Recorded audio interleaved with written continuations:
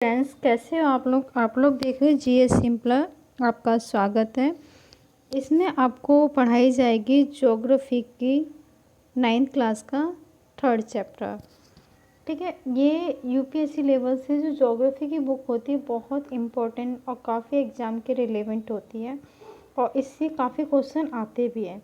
तो इसमें हम अफवाह तंत्र पढ़ेंगे। अफवाह तंत्र मतलब कि नदियों के बारे में पढ़ेंगे, नदी तंत्र पढ़ेंगे। ठीक है, इसमें क्या है, अफवाह तंत्र क्या होता है। तो देखो, अफवाह शब्द, ठीक है, यहाँ से मैं आपको बताती हूँ। अफवाह शब्द एक क्षेत्र के नदी तंत्र की व्याख्या करता है। ये किसकी व्याख्या करता है? एक नदी तंत्र की, सिर्फ नदी से जुड़ी हुई चीज़ों के बारे में बताता है। भारत के भौतिक मानचित्र को देखें। ठीक है, हम भारत के भौतिक मानचित्र को देखेंगे तो जैसे कि अपनी बहुत सारी नदियाँ हैं, गंगा, सिंधु, ब्रह्मपुत्र।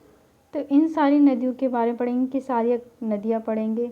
और दो तरह की नदियों के बारे में पढ़ेंगे, एक हिमालय से निकलने वाली नदियाँ, एक प्रायद्वीपीय पठारों से निकलने वाली नदियाँ। तो इन नदियों के बारे में हम अच्छे से थोड़ा सा पढ़ेंगे एनसीईआरटी के पॉइंट से। और ठीक है, अब इसमें क्या लिखा है, आप पाएंगे कि विभिन्न दशाओं से छोटी धाराएं आकर एक साथ मिल जाती हैं तथा एक मुख्य नदी का निर्माण करती हैं, अतः इसका निकास किसी बड़े जलाशय में मिल जाता है। अब कैसे? नदी तंत्र द्वारा जिस क्षेत्र का जल प्रवाहित होता है उसे अफवाह तंत्र कहते हैं। नदी तंत्र द्वारा नदी का जो जल, जिस क्षेत्र का जल प्रवाहित मतलब बहता है, तो उसे अफवाह तंत्र कहते हैं। ठीक है, अब हम मानचित्र में भी देखेंगे। अब ये देखो, ये धारा है, ठीक है, ये भी धारा है। तो ये देखो, ये यहाँ से विभाजित हो रही है नदी, ठीक है, यहाँ से।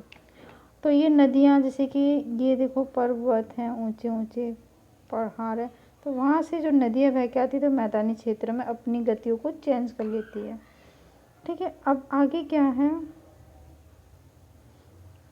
ऊंचे क्षेत्र से पर्वत उच्च भूमि दो पड़ोसी अफवाह द्रोणियों को एक दूसरे से अलग करती हैं।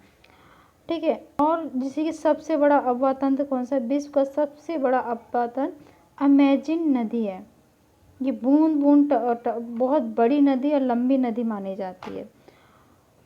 ठीक है, अब दो सेकेंड, थोड़ा सा नीचे चला गया, सॉरी। अब देखो, मैं थोड़े से मैपिंग के द्वारा ही बताती हूँ आपको। थोड़ा सा देखो, ये देखो सिंधु नदी है, ये कहाँ से निकली, ये देखो, ये हमारी सिंधु नदी है और ये इस तरीके से ये निकल ली है, ये सिंधु नदी। ये तो इसकी जो सहायक नदियाँ होती हैं, जैसे कि झेलम इसकी सहायक नदी है, चेनाब है, रावी है, ठीक है, सतलुज है, ठीक है, ये सारी नदियाँ इससे मिल रही, ब्यास है। तो देखो, एक ऊपर से नदियाँ मिलती है, तो ऊपर से कौन सी? देखो, हुंजा नदी है, श्योक नदी है, ठीक है, तो ये नदियाँ इससे, गिलगिल है, ठीक है, चिल्ला से, ये ऊपर की साइड से नदियाँ हैं। और नीचे से कौन सी है? झेलम, ठीक है, ब्यास, रावी और सतलुज इसकी सहायक नदियाँ हैं सिंधु घाटी सभ्यता की। अब ये दो जगहों से देखो, ऊपर क्या है, देखो बीच में से होके जाती है। ऊपर क्या है? लद्दाख, ये लद्दाख, फिर जास्कर के बीच में से ये नदी बहकर जाती है। तो दो जगह है, लद्दाख और जास्कर, फिर नीचे से कौन सी? बीचों बीच में से नदी बहकर जाती है यहाँ से। ये ऊपर लद्दाख, फिर नीचे जास्कर है। तो उसके बाद देखो, ये देखो गंगा नदी है यहीं से, सॉरी दो सेकेंड, यहाँ पे ये देखो हमारी, ये देखो गंगा नदी, ये वाली है हमारी गंगा नदी। तो इसकी भी सहायक नदियाँ हैं, ठीक है, और ये जाकर किस में मिलती है? ये बांग्लादेश में जाकर ये गिरती है, यहीं पे इसका डेल्टा का निर्माण होता है। ठीक है, तो इसी चीज़ को मैं अभी बताती हूँ आपको। तो एक एक चीज़ पॉइंट टू पॉइंट पढ़ेंगे और इसको एकदम डीप में समझेंगे। ठीक है, आगे क्या है? आगे देखो क्या नहीं, अफवाह तंत्र। भारत में अफवाह तंत्र का निर्माण मुख्य भौगोलिक आकृतियों के आधार पर हुआ है। तो भारत के दो अब्बा तंत्र, एक हिमालय की नदियों से जो बहकर आता है, ठीक है, और दूसरा कौन सा है, प्रायद्वीपीय अब्बा तंत्र। ये दो अब्बा तंत्र हैं, एक हिमालय वाला और एक प्रायद्वीपीय। अभी हम पढ़ेंगे हिमालय का। हिमालय तथा प्रायद्वीपीय एक दूसरे से भिन्न है। हिमालय के देखो, हिमालय से बहने वाली जो नदियाँ होती है वो 12 मास होती हैं, क्योंकि ये नदियाँ बनती हैं कैसे, देखो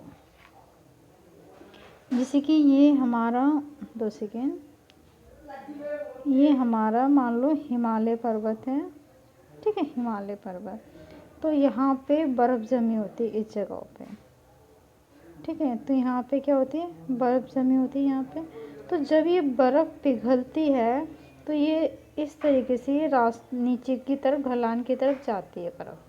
पिघलने के बाद ये मैदानी क्षेत्रों में आती है बर्फ़, मैदानी क्षेत्रों में फिर ये नदियों का निर्माण करती है। तो इसीलिए ये जो हिमालय पर्वत से बहकर जो नदी आती है वो 12मासी होती है हमेशा। और जो पर्वतीय नदियाँ होती हैं वो मौसमी नदियाँ होती है, ये मौसमी नहीं है, ये 12मासी नदियाँ, ये दोनों में डिफरेंट है, ठीक है। अब हिमालय तथा प्रायद्वीप की नदियाँ एक दूसरे से भिन्न हैं। क्या भिन्न है, जो हिमालय से बहने वाली नदियाँ होती है वो 12मासी होती है और ये 12मासी नहीं होती हैं, ये मौसमी नदियाँ हैं। हिमालय की अधिकतर नदियाँ 12मासी नदियाँ हैं। इसमें वर्षा भर पानी रहता है। इन्हें वर्ष के अत्यधिक ऊंचे पर्वतों से पिघलने वाले हिम द्वारा, अभी मैंने आपको समझाया कि जब बर्फ़ पिघलती है, हिमानियाँ पिघलती हैं तो नदियों का निर्माण होता है, ठीक है।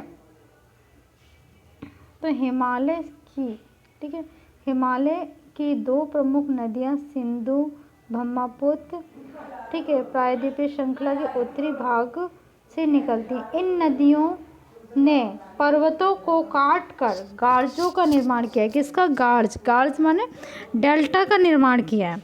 हिमालय की नदियाँ अपने उत्पत्ति के स्थान से लेकर समुद्र के लंबे रास्ते का तय करती है। मैं पहले ही आपको बता चुकी हूँ कि जो हिमालय की नदियाँ हैं वो 12मासी हैं। क्या है, 12मासी हैं। इनका जो निर्माण होता है वो बर्फ़ के पिघलने से होता है। किससे होता है बच्चों, बर्फ़ जब पिघलती है पर्वतों से, जब बर्फ़ पिघलती है तो वो मैदानी क्षेत्रों में आती है। अब देखो ये देखो पर्वत है, मान लो ये ऊंचे ऊंचे पर्वत हैं, तो यहाँ से क्या है, बर्फ़, ये मान लो, ये देखो एक चीज़ दिखाती हूँ मैं आपको थोड़ा सा। मान लो ये पर्वत हैं, ऊंचे ऊंचे पर्वत हैं, ठीक है। हिमालय की नदियाँ कैसी होती है, 12मासी होती हैं, हिमानियों की पिघलने से बनती है। तो ये यहाँ पे बर्फ़ जमी होती है, इस क्षेत्रफल में क्या होती है, बर्फ़ जमी होती है, ये क्षेत्र में। तो जब ये बर्फ़ पिघल के नीचे ज़मीन की तरफ आती है, मैदानी क्षेत्र, ये मान लो मैदानी क्षेत्र है, तो यहाँ पिघल के आती है। तो ये नदियाँ किसका निर्माण करती हैं, नदियों का निर्माण करती हैं, हिमालयन नदियों का निर्माण करती हैं। और नदियों से साथ में इससे ये इनसे डेल्टा भी साथ लेकर आते हैं। तो इससे क्या होता है कि मैदानी क्षेत्रों का निर्माण होता है, ठीक है। अब चीज़ समझ आई हो, हिमालय की नदियाँ। अब देखो इसमें देखो, नदी स्रोत, ऊपरी भाग, मध्य भाग, खुल झील और निचला भाग, और ये विसर्ग, ठीक है। जो इस तरीके से नदी बहती है, इस शेप में बहती है, तो देखो ऐसे नदियाँ बह कर आती हैं, ऐसे ऐसे इस तरीके से नदियाँ बह कर आती हैं, तो इसे क्या कहते हैं, विसर्ग। और फिर ये एक जगह जब मैदानी क्षेत्रों में आती है तो इस तरीके से अपनी स्पीड ऐसे पानी सारे में फैला देती है। तो वहाँ पे मिट्टी का भी निर्माण होता है, मिट्टी से मतलब कि ज़मीन का निर्माण होता है। तो उससे क्या बनता है, डेल्टा इकट्ठा होता है, उससे मैदानी क्षेत्र का निर्माण होता है, ठीक है। अब देखो, सिंधु नदी उद्गम मानसरोवर झील के निकट तिब्बत में है। तो देखो मान लो ये पर्वत है, मैं एक बात समझा रही, ये पर्वत है ये, ठीक है। तो यहाँ पे क्या है, यहाँ पे है लद्दाख, ठीक है, यहाँ पे लद्दाख है और यहाँ पर जास्कर। तो यहाँ से ये नदी बहकर आती है इस तरीके से, ठीक है। तो ये सिंधु नदी उद्गम मानसरोवर झील के तिब्बत पश्चिम से बहती है। कहाँ से बहती है, पश्चिम से, ठीक है। बहते हुए भारत के जम्मू कश्मीर, ठीक है, लद्दाख जिले से प्रवेश करती है, मैंने ये बताया ना, लद्दाख जिले से प्रवेश करती है और बहुत ही सुंदर दर्शनीय गार्ज का निर्माण करती है, या गार्ज का क्या करती है, निर्माण करती है। उसकी जो सहायक नदियां हैं क्या हैं, झेलम, चिनाब, रावी, ब्यास, सतलज। ठीक है, और ये कैसे जाती है, देखो ये नदी लद्दाख जास्कर से होते हुए चिल्लास जाती है, ठीक है, कावस, फिर गौतम, फिर मिठानकोट जाते हुए, कराची से आते हुए पाकिस्तान आते हुए और नीचे ये गिर जाती है। तो देखो एक बार इसके अकॉर्डिंग मैं दिखाती हूँ आपको मैपिंग के। देखो ये नदी है, ये नदी जा रही है, तो ऊपर जास्कर है, यहाँ पे, यहाँ लद्दाख, जास्कर और बुरका झील और नदी इस तरह से गई तो पाकिस्तान में होते हुए ये कहाँ पे गिरती है, आकर ये हमारे अरब सागर में जाकर ये गिर जाती है। तो ये अगर डेल्टा का निर्माण करती भी है तो कहाँ करती है, पाकिस्तान में। इसकी सहायक नदियाँ क्या है, देखो झेलम, ये वाली झेलम, चेनाब, रावी और ये सतलुज, ठीक है, ये इसकी सहायक नदियाँ हैं, ठीक है, इसी से जुड़कर बनती हैं। ठीक है, अब देखो आगे मैं फिर बढ़ाती हूँ आपको थोड़ा सा। देखो सिंधु नदी का उद्गम मानसरोवर झील के तिब्बत और जास्कर के बीच में से होकर जाती है नदी, ठीक है, और मैदानों का निर्माण भी करती है, ठीक है, और ये विद्युत बनाने के लिए भी काफ़ी उपयोगी होती है, ठीक है, अंतर्राष्ट्रीय लेवल की है, इसलिए हम इसका ज़्यादा यूज नहीं करते। भारत में विदेशी सीमा में ये बहती है, भारत की विदेशी सीमा में बहती है, जिस कारण विद्युत का निर्माण हम नहीं करते,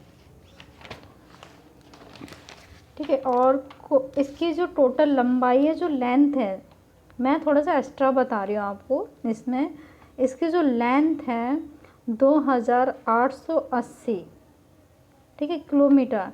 भारत में लंबाई इसकी कितनी है, भारत में इसकी लंबाई है 11,000 2 सेकेंड बताती हूँ। इसकी जो भारत में लंबाई है 1114 किलोमीटर है, कितनी, 1000, ठीक है, 1114 किलोमीटर भारत में। कुल जल ग्रहण क्षेत्र कितना जल इसमें है, तो 3.21 लाख वर्ग किलोमीटर है। और ये कैलाश पर्वत क्षेत्र में बोखरचू के पास से स्थित है, हिमनद से ये उद्गम होता है, इसका कहाँ से होता है, और ये कहाँ से, लद्दाख जास्कर से होते हुए आती है। ये तिब्बत में सिंगी, खम्बान, ठीक है, लेह इसके किनारे हैं। और ये नंगा पर्वत के पास गार्ज का निर्माण करती है, किसका निर्माण करती है, गार्ज का निर्माण करती है, कहाँ, नंगा। और बाद में पाकिस्तान, और ये बाद में क्या है, पाकिस्तान से होते हुए अरब सागर में गिर जाती है। इसकी जो सहायक नदियाँ, झेलम, ठीक है, झेलम है, चिनाब है। झेलम एक प्राचीनतम, वैसे मैं थोड़ा थोड़ा इसकी जो सहायक नदी है इसका थोड़ा सा बता दे रही हूँ। झेलम है, ये एक प्राचीन नदी है, लगभग इसकी जो वो है, और ये जैसे कि बुलकर झील, ठीक है, श्रीनगर, आनंदनाग से ये बहती है। और ये जैसे कि इसकी सहायक नदियाँ हैं, इसकी चिनाब भी सहायक नदियाँ, ये भी एक प्राचीनतम नदी है, ठीक है। और इसकी रावी, ब्यास, सतलुज, ये इसकी सारी सहायक नदियाँ हैं। तो इसे भी मैं थोड़ा सा डिफाइन में बताऊंगी आपको। देखो इस क्षेत्र में बहुत सारी सहायक नदियाँ, जैसे देखो जास्कर, नुब्रा, श्योक, गुंजा नदी से मिलती है। तो ये ऊपर की साइड है, ठीक है, उत्तर की साइड, और ये दक्षिण की साइड नीचे वाली है। सिंधु नदी बलूचिस्तान तथा गिलगित से बहते हुए अटक पर्वतीय क्षेत्र से बहाकर निकलती है। ये सतलुज, ब्यास, रावी, देखो ये ऊपर की नदी हैं जो बताई थी, और ये नीचे की है, सतलुज, ब्यास, रावी, चेनाब, झेलम, आपस में मिलकर एक पाकिस्तान में मिठानकोट के पास सिंधु नदी से मिल जाती है। कौन सी नदी से मिलती है, सिंधु नदी से जाकर ये मिल जाती है। इसके बाद यह नदी दक्षिण की तरफ बहती है तथा अंत में कराची पूर्व की ओर अरब सागर में मिल जाती है, अरब सागर में जाकर ये गिर जाती है। तो देखो इससे कौन कौन सी सहायक नदियाँ मिलती हैं, सतलुज, ब्यास, रावी, चेनाब, झेलम। ठीक है, ये मिलने के बाद और ये कहाँ से गिरती है, ठीक है, और उसके बाद ये पाकिस्तान के मिठानकोट के पास सिंधु नदी में मिल जाती हैं सारी नदियाँ। इसके बाद ये नदी दक्षिण की तरफ बहती है तथा अंत में कराची से पूरब की ओर अरब सागर में गिर जाती है, मिल जाती है। ठीक है, और आगे क्या है, सिंधु नदी के मैदान ढाल बहुत धीमा है, धीमा कैसा है, धीमा है, तेज नहीं है, मंद नहीं है, धीमा है। सिंधु द्रोणी 1/3 से कुछ अधिक भाग जम्मू कश्मीर, हिमाचल, पंजाब, शेष भाग सारा किसमें है, पाकिस्तान में। ठीक है, इंटरनेशनल लेवल की नदी है। ठीक है, और ये 2900 किलोमीटर लंबी सिंधु नदी विश्व की लंबी नदियों में से गिनी जाती है। सिंधु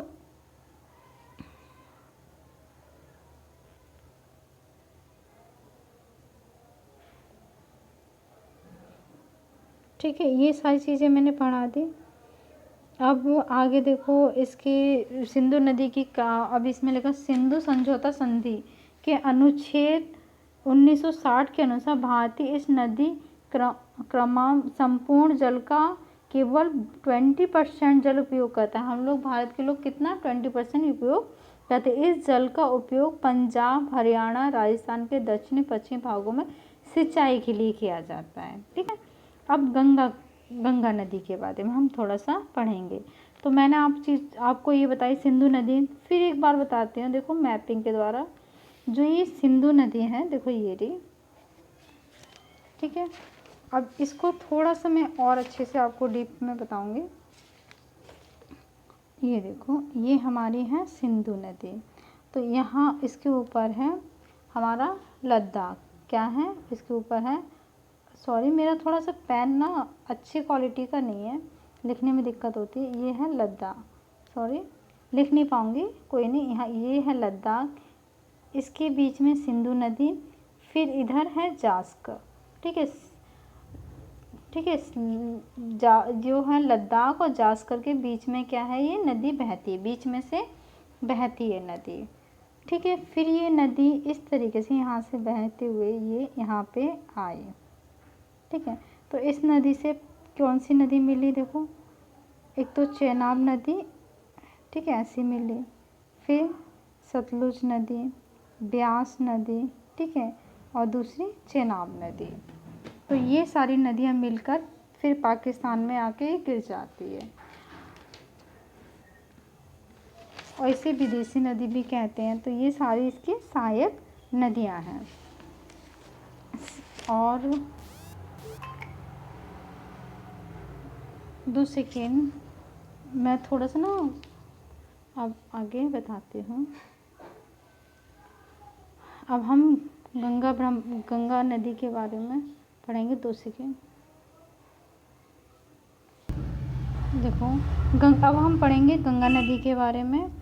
तो गंगा नदी क्या है, गंगा नदी गंगा की सबसे लंबी नदी है।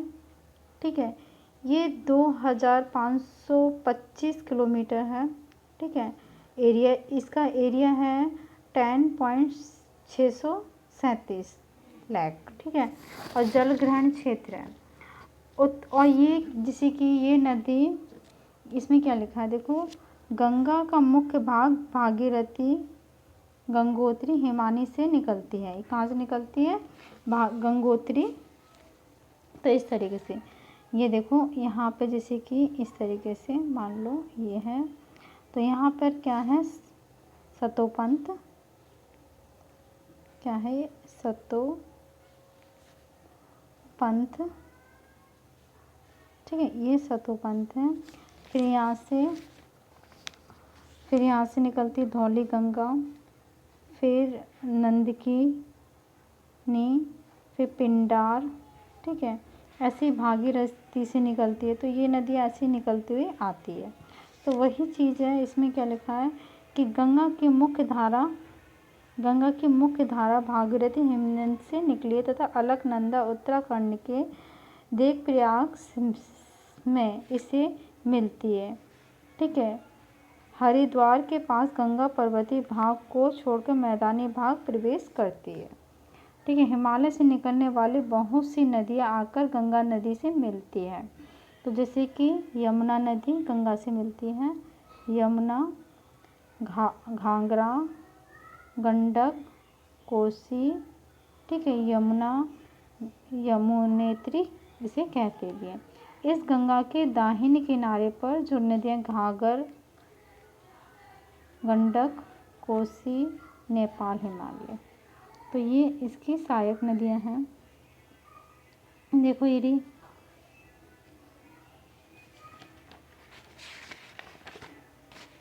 ठीक है। तो गंगा के जैसे कि गंगा, यमुना, गंगा, बनास, चंबल, बेतवा, केश, सोन, देहंद, ये इसकी सहायक नदियाँ हैं। ठीक है, तो ये गंगा की क्या है, सहायक नदियाँ हैं। ठीक है, अब देखो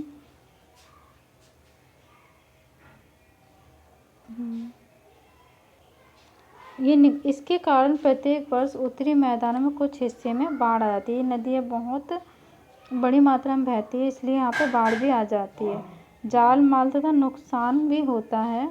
लेकिन ये नदियाँ मिट्टी से उपजाऊ प्रदान करती हैं। ठीक है, प्रायद्वीपीय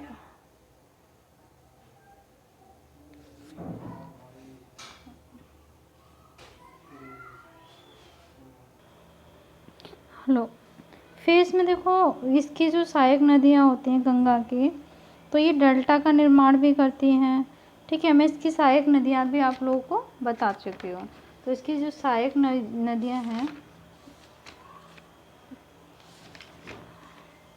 देखो सहायक नदियाँ जल परिवहन होकर गंगा के पूर्व की दिशा में पश्चिम बंगाल की बहती हैं, और ये गंगा डेल्टा का सबसे उत्तरी बिंदु है। यह नदी भागों में बढ़ जाती है, भागीरथी, हुगली दक्षिणी तरफ बहती हैं, और ये डेल्टा के मैदान से होते हुए बंगाल की खाड़ी में मिल जाती है।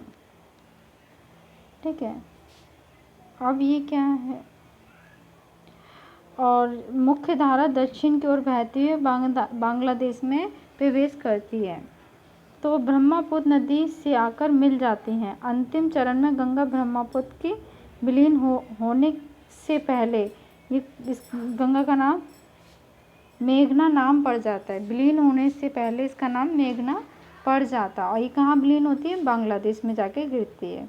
गंगा की लंबाई कितनी, इतनी है गंगा की लंबाई।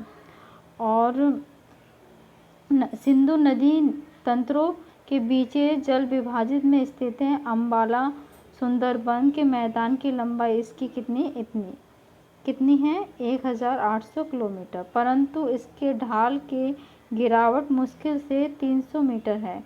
दूसरे शब्दों में प्रति 6 किमी दूरी पर ढाल की गिरावट है केवल 1 मीटर, इसीलिए इस नदी में अनेक बड़े विसर्ग बन जाते हैं। क्या बन जाते हैं, अनेक विसर्ग बन जाते हैं। अब ब्रह्मपुत्र नदी, तो अब मैं आपको 2 नदियाँ पढ़ा चुकी हूँ, एक सिंधु नदी, एक गंगा नदी। ब्रह्मपुत्र नदी तिब्बत के मानसरोवर झील की पूर्व और सिंधु के सतलुज के स्रोतों के काफ़ी नज़दीक से निकलती है। ये इसकी लंबाई कुल अधिक है, परंतु इसका अधिकतर मार्ग भारत से बहकर स्थित है। यह हिमालय के समांतर पूर्व की ओर बहती है। नमचा बर्मा शिखर के पास पहुंचकर ये अंग्रेजी यू अक्षर, कौन सा अक्षर, यू अक्षर से मोड़कर बनाकर भारत के अरुणाचल प्रदेश में गार्ज के माध्यम से प्रवेश करती है। ठीक है, यहाँ देहाज के नाम से जाना जाता है। किस नाम से, देहाज के नाम से जाना जाता है। देहाज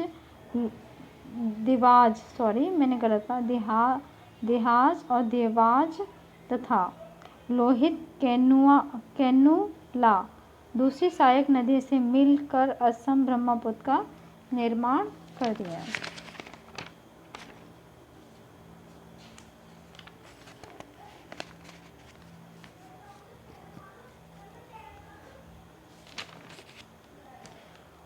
अब देखो आगे, और इसकी जो सहायक नदियां हैं तीस्ता, मानस, कामेंग, सुबनासी, दिबांग, लोहिन, दिसांग, धनसिरी, कपिली, कलोंग, बराक, ये इसकी सहायक नदी है।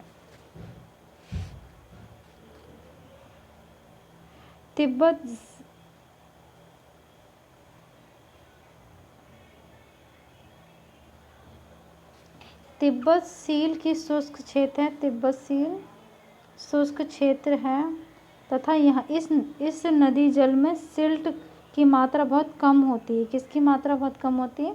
सिल्ट की मात्रा बहुत कम होती है। सिल्ट की मात्रा बहुत कम होती है। भारत में ये उच्च वर्षा वाले क्षेत्रों से होकर गुजरती है। यह नदी जल एक सिल्ट की मात्रा बढ़ जाती है। असम में ब्रह्मपुत्र में अनेक धाराओं में बहकर गोफिन नदी के रूप में बहती है। बहुत से नज़दीक द्वीपों का निर्माण करती है। क्या आपको ब्रह्मपुत्र के द्वारा बनाए गए विश्व में सबसे बड़ी नदियाँ द्वीप के नाम याद हैं? प्रत्येक वर्ष एक वर्ष में यह नदी अपने किनारे से ऊपर बहने लगती बाढ़ के द्वारा असम, बांग्लादेश में बहुत अधिक क्षति पहुंचाती है। उत्तर भारत की अन्य नदियों के विपरीत ब्रह्मपुत्र नदी में सिल्ट निक्षेपण की मात्रा बहुत अधिक होती है। क्या होती है? अधिक होती है। इसके कारण ये नदी सतह में बढ़ जाती है। बार बार इसकी धारा के मार्ग में परिवर्तन होता है। अब हमने हिमालय की नदियाँ पढ़ ली। अब हम प्रायद्वीपीय नदियों के बारे में पढ़ेंगे।